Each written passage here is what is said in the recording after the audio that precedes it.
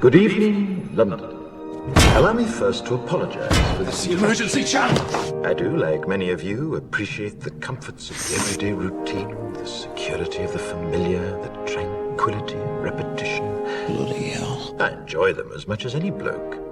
But in the spirit of commemoration, Who's that, Mum? whereby those important events of the past, usually associated with someone's death or the end of some awful bloody struggle, are celebrated with a nice holiday, I thought we could mark this November the 5th, a day that is sadly no longer remembered, by taking some time out of our daily lives to sit down and have a little chat.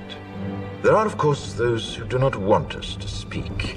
Just let me I think. suspect even now orders are being shouted into telephones and men with guns will soon be on their way. It's Chancellor Sutler. Damn it! Why? Because while the truncheon may be used in lieu of conversation, words will always retain their power. Words offer the means to meaning, and for those who will listen, the enunciation of truth. And the truth is, there is something terribly wrong with this country, isn't there? You designed it, sir. You wanted it foolproof. You told me every television in London. Cruelty and injustice, intolerance and oppression.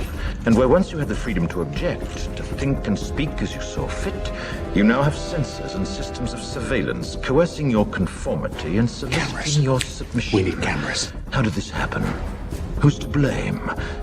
Well, certainly there are those who are more responsible than others, and they will be held accountable. But again, truth be told, if you're looking for the guilty, you need only look into a mirror. I know why you did it. I know you were afraid. Who wouldn't be? War, terror, disease. There were a myriad of problems which conspired to corrupt your reason and rob you of your common sense. Fear got the best of you, and in your panic you turned to the now High Chancellor Adam Sutler. He promised you order, he promised you peace, and all he demanded in return was your silent, obedient consent. Inspector, you're almost through. Last night, I sought to end that silence.